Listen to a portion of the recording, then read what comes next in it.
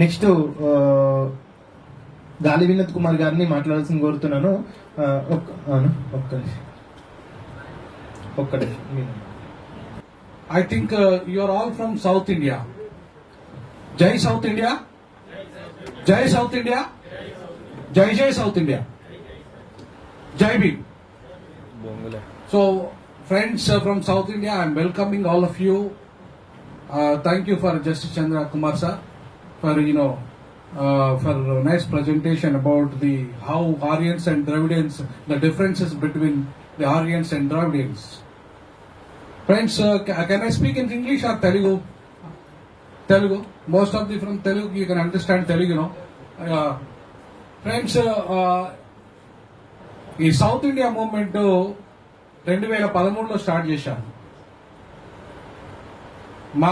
నా స్టూడెంట్ రాజేష్ 2018 రాజేష్ నువ్వు స్టార్ట్ చేసింది 18. సో నా తర్వాత 5 years తర్వాత అనుకుంటా, 5 years ఇంకెక్కువ అనుకుంటా. 2013 ఎందుకు why I started this movement in 2013? This is very important question. I want to propose before you.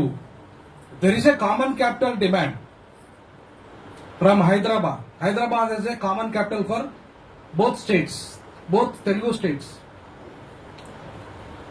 నేను ఏం డిమాండ్ చేశానంటే నో కామన్ క్యాపిటల్ వద్దు. Hyderabad should be the second capital for the nation as well as the capital for Telangana state. Telangana state కు capital గా ఉండాలి, అట్లాగే దేశానికి రెండవ రాజధానిగా ఉండాలి అని చెప్పేసి ఐ స్టార్టెడ్ దిస్ దక్షిణాది మూవ్మెంట్, దక్షిణాది joint action committee movement, and I invited 22 MPs in Delhi. 22 మంది ఎంపీలను ఇన్వైట్ చేశాను. 20 MPs from Andhra and Rayalaseema and 2 MPs from Telangana. So 22 మంది ఎంపీలని ఇన్వైట్ చేస్తే వాళ్ళెవ్వరికీ దీని మీద అవగాహన లేదు. Because Babasaheb Ambedkar proposed at the time of 1955 Hyderabad as the second capital for the nation. 1955లో అంబేద్కర్ గారు ఎందుకు ప్రపోజ్ చేశాడు? దేశం ఇంటగ్రిటీ పోవాలనా, విడిపోవాలని చేశాడా? No, never. అంబేద్కర్ గారు చేసింది దేశాన్ని యూనిట్ చేయడానికి. I want to unified this nation basing on the regional differences. ఈ రీజనల్ డిఫరెన్సెస్ ఎక్కడైతే ఉన్నాయో నార్త్ అండ్ సౌత్, ఇంతకుముందు సార్ చెప్పినట్టుగా ఆర్య ద్రవిడ వల్ల వచ్చాయి problem. The problem came the north south because of the Aryan and Dravidian theory. The Aryans are dominated and suppress the Dravidian since centuries till the date. 1000 సంవత్సరాలుగా విదేశీ ఆర్యులు ఈ దేశంలో ఉన్న అసలైన మనల్ని సపరేట్ చేసి డిప్రెస్ చేసిన కారణంగా ఈ డిఫరెన్స్ వచ్చింది. అందుకే Ambedkar proposed for north India, Delhi as a north Indian capital and Hyderabad as a south Indian capital. So why? There is a lot of difference between cultural difference and economical difference, regional difference between the north and south. North south మధ్యలో అన్ని రకాలుగా, అంటే ఎట్లయితే ఆంధ్ర తెలంగాణ మధ్యలో భాషాపరమైన విభేదాలు, అలాగే సాంస్కృతిక విభేదాలు, అలాగే ఏ రకమైన విభేదాలు ఉన్నాయో ఈవెన్ ఆ తిండి విషయంలో కూడా, అట్లాగే ఉత్తర దక్షిణాది మధ్యలో కూడా ఉంది. ముఖ్యంగా కలర్ డిఫరెన్స్ ఏంటి? South Indians are treated as a blacks. అందుకే పెరియార్ ఇది వేసుకున్నాడు. ఈ బ్లాక్ ఎందుకు వేసుకున్నాడు? Periyar started this movement, Dravida movement. Why? Because we're the blacks. Black is beauty. Black is index for justice. Black is index for justice. So I raised this question in global conference held at South Africa. Black is beauty. మేము black is beauty అనే ఒక అంశం, నా భార్య బ్లాకే, నా car బ్లాకే, నేను ప్రతిదీ కూడా బ్లాక్ అనే బాగా చూజ్ చేసుకుంటా, ఎందుకంటే కొంచెం నేను వైట్ గా ఉన్నా కాబట్టి. సో ఎందుకు ఈ బ్లాక్ ఈ రోజు వరకు కూడా బ్లాక్ అనే ప్రపంచం మొత్తం చూడండి, world you take world wide, America black America, white America, south America is blacks, north America is whites. అలాగే north Korea, south Korea, south India, north India, south China, north China, and even UK also. UK లో united kingdom, North UK and South UK, you take any country in the world, there is a lot of difference between the North and South. North వాళ్ళు తెల్లగా ఉంటారు, South వాళ్ళు నల్లగా ఉంటారు. ఈ రోజు వరకు కూడా there is a lot of difference in American society in between the blacks and whites. In between the blacks and whites, America సొసైటీలో ఇప్పటికీ ఎందుకు వచ్చిందంటే because of this North Indians are north samples of racist people, Aryans. ప్రపంచం మొత్తంలో ఉన్నారు Aryans, ఒక్క భారతదేశంలో లేరు. Aryan theory is there in the world. It is a global theory, it is a global theory. అందుకే I conducted this seminar in 2020 as a global conference in North and South global arena, issues and challenges అని నేను first time ప్రపంచంలో మొదటిసారిగా ఉస్మానియా విశ్వవిద్యాలయం డీన్ గా, ప్రపంచంలోనే ఉంది ఈ డిస్క్రిమినేషన్, ఒక భారతదేశంలో లేదు. ఒక్క భారతదేశంలోనే ఉండే అవకాశమే లేదు. ప్రపంచంలో దక్షిణ ఉత్తర అనే సమస్య ఉంది. కేవలం భారతదేశ రామాయణ మహాభారతం ఒక్కటే కాదు కారణం. యు గో ఫర్ జర్మనీ, జర్మనీలో హిట్లర్. అసలు ఇవాళ ఆర్ఎస్ఎస్ గురువు ఎవరు? ఆర్ఎస్ఎస్ కు గురువు హిట్లర్. అసలు హిట్లర్ ఎక్కడ, ఆర్ఎస్ఎస్ ఎక్కడ? So Americans you take America, అమెరికాకు ఎవరు గురువు? ఇప్పుడు ఈ రోజు వరకు అమెరికా గురువు ఎవరు? Pope. Who is Pope? Pope ఎవరు?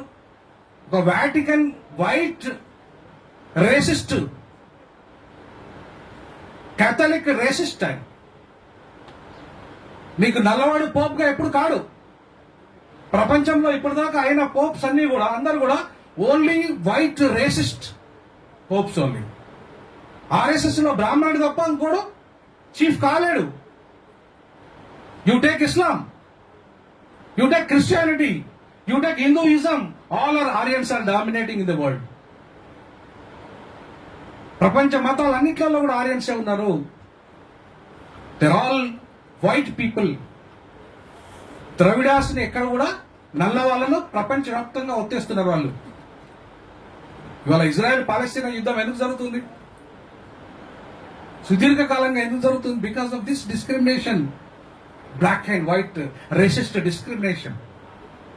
So you take the history of world, ప్రపంచమంతా కూడా నల్ల వాళ్ళ తెల్ల వాళ్ళ మధ్యలోనే యుద్ధం జరుగుతున్నాయి. ఆ యుద్ధం భారతదేశంలో కూడా కొనసాగుతుంది. అందుకే అంబేద్కర్ ఏమన్నాడు? నార్త్ ఇండియన్ తెల్ల వాళ్ళకి ఒక ఢిల్లీ క్యాపిటల్ గా ఉంటది, నల్ల వాళ్ళైన సౌత్ ఇండియన్స్ కి హైదరాబాద్ క్యాపిటల్ అన్నాడు ఆయన. మీరు వేర్రా బాబు, మేము వేరు.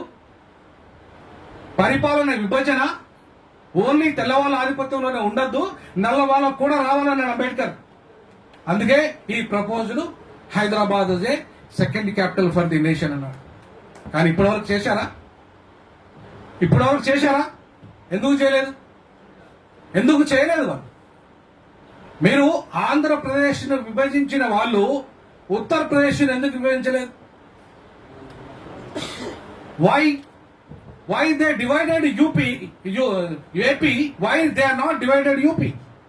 25 కోట్ల జనాభా ఉన్న ఉత్తరప్రదేశ్ ను, అది అన్ని రంగాలుగా వెనుకబడ్డ రాష్ట్రము, బీమార్ రాష్ట్రము, 80 ఎంపీలున్న రాష్ట్రము, దాన్ని విభజించలేదు కాంగ్రెస్ బీజేపీ.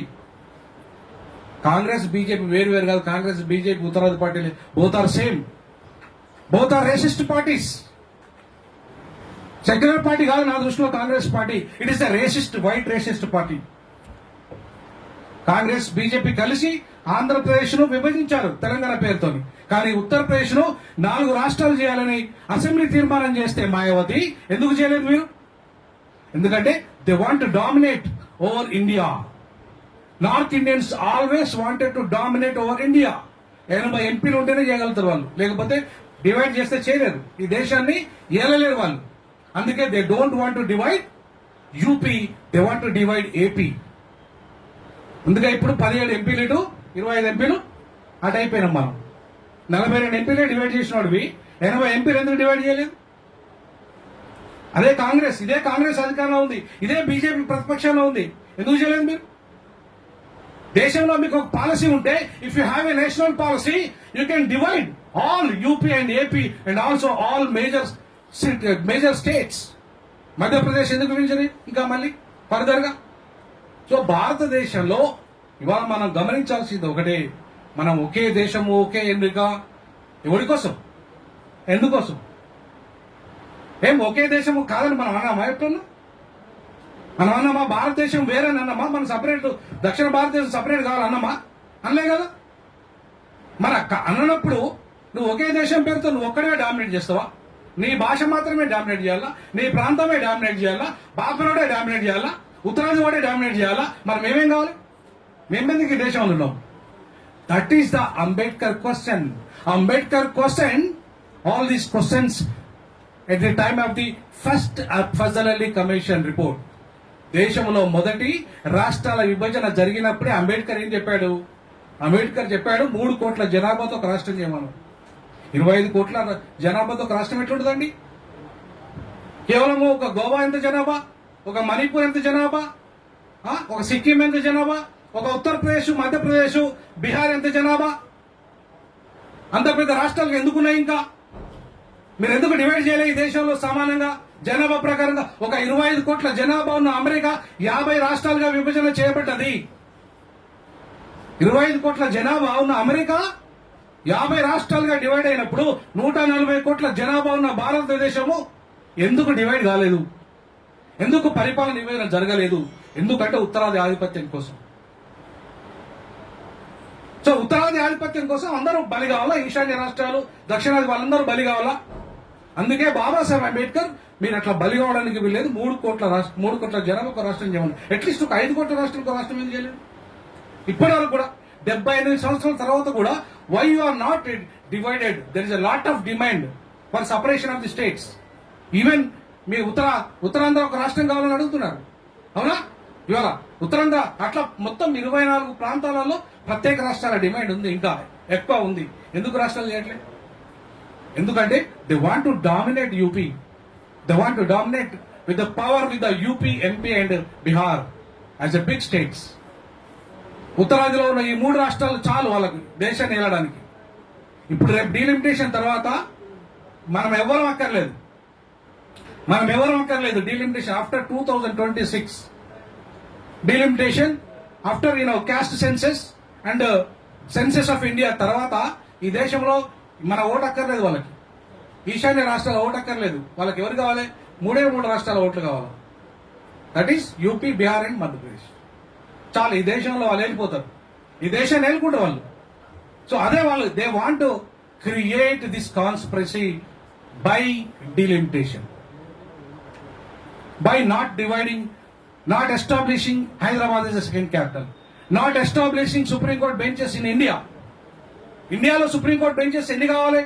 అట్లీస్ట్ సౌత్కి ఒకటి, ఈశాన్య రాష్ట్రాలకు ఒకటి, మధ్య భారతదేశానికి ఒకటి, వెస్ట్ భారతదేశానికి ఒకటి. ఎందుకు ఇవ్వడు? ఇవాళ హైదరాబాద్ ఏపీకి వాళ్ళు రాయలసీమలో ఒక బెంచ్ పెడుతున్నారు, హైకోర్టు బెంచ్, అవునా? దే ఆర్ డిమాండింగ్, అవును, దే ఆర్ ఎస్టాబ్లిషింగ్ బెంచ్. ఇవాళ మీకు మహారాష్ట్రలో 3 బెంచులు ఉన్నాయి, హైకోర్టు బెంచ్లు. తమిళనాడులో 3 బెంచులు ఉన్నాయి, హైకోర్టు బెంచులు. Why not supreme court benches for India? At least 5 బెంచులు చేయడానికి తప్పేముంది? ఎందుకు చేయట్లేదు మీరు? మీ బాబు జాగిరా ఈ దేశం? ఉత్తర భారతదేశం వల్ల బాబు జాగిరా ఈ దేశం? ఇది ప్రజలు, 140 కోట్ల ప్రజలది ఈ దేశం. ఈ 140 కోట్ల ప్రజలది దేశం అన్నప్పుడు వాళ్ళకి ఈ న్యాయపరమైన చిక్కులు వద్ద సుప్రీంకోర్టు వస్తే మా రాజేష్, నా స్టూడెంట్ రాజేష్ సుప్రీంకోర్టు అడ్వకేట్ అవుతాడు. ఇక్కడ ఉన్న వాళ్ళంతా సుప్రీంకోర్టు అడ్వకేట్లు అవుతారు. ఇక్కడ హైదరాబాద్ లో సుప్రీంకోర్టు బెంచ్ వస్తే, అవునా?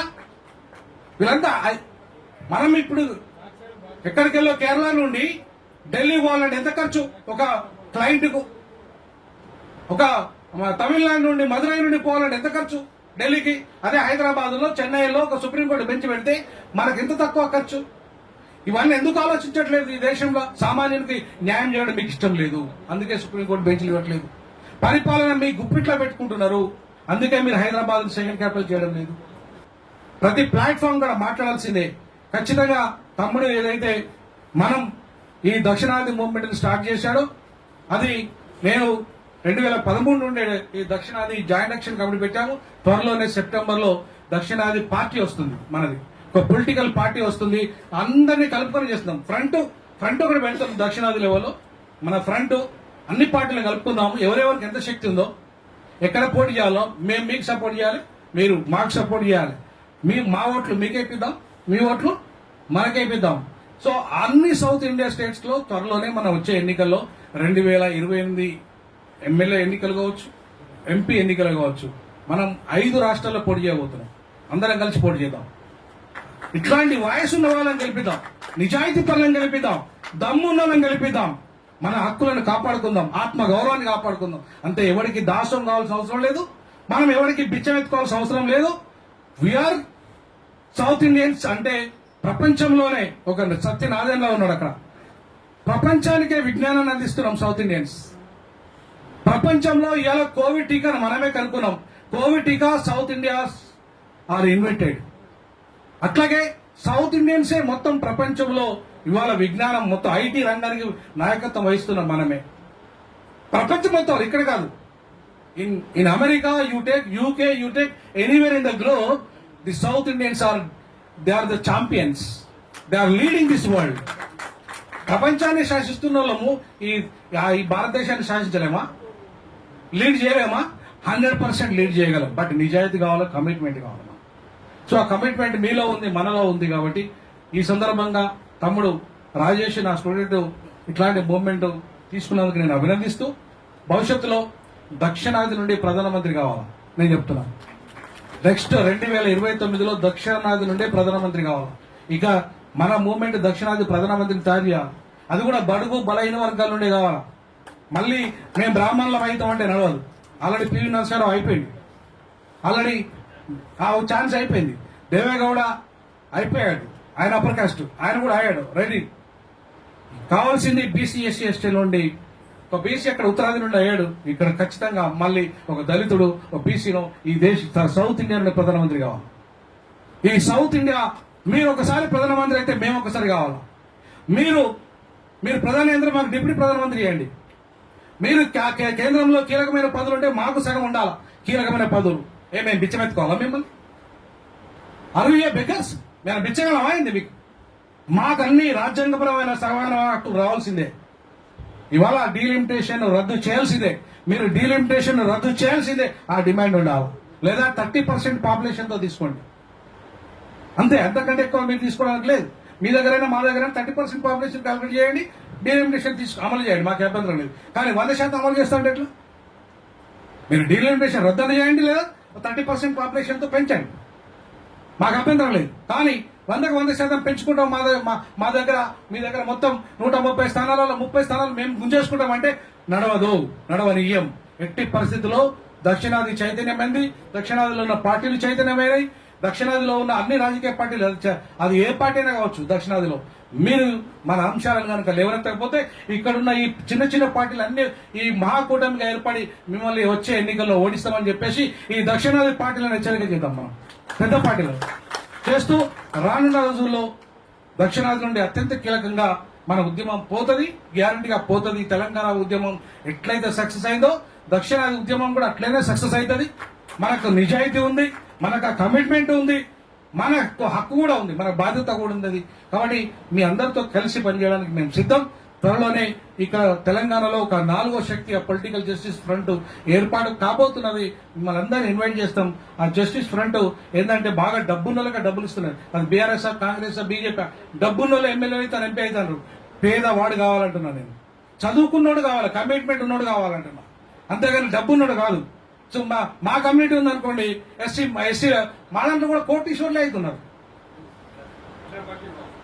మా దాంట్లో కూడా కోటీశ్వరులు 100 కోట్లు పెడతాడు. వాడు ఎక్కడికి వెళ్ళి తెచ్చాడు సార్ డబ్బులన్నీ? ప్రజల నుండే కదా. దోపిడీదారుని వాడు ఎంపీ ఎమ్మెల్యే అయితే ఎలా? నాలాంటి వాడు, మనలాంటి వాళ్ళు, నిజాయితీ పనులు, జస్టిస్ చంద్రకుమార్ లాంటి వాళ్ళు, తమ్ముడు లాంటి వాళ్ళు అయితే ఇవాళ మన సమాజం ఏమైనా మేలు జరుగుతుంది తప్ప డబ్బు ఉన్నాడు 100 కోట్లు పెట్టి 200 కోట్లు సంపాదిస్తాడు, అంతేగాని మనల్ని బాగు చేయడు. కాబట్టి అట్లాంటి వాళ్ళను ఎవరిని ఓడగొడదాం, డబ్బున్న రాజకీయాలను ఓడగొడదాం, పేదల రాజకీయాలను బలపడదాం, నోట్ల రాజకీయాలు ఓడగొడదాం, ఓట్ల రాజకీయాలను తీసుకెళ్దాం. ఆ దిశగా రాజకీయాలను సమూలంగా మార్చడానికి ఈ ఉద్యమం మలికి రావాలని చెప్పేసి తమ్ముడు రాజేష్ ను మరోసారి అభినందిస్తూ సెలవు తీసుకుంటున్నాను. జై సౌత్ ఇండియా, జై జై సౌత్ ఇండియా, జై హింద్.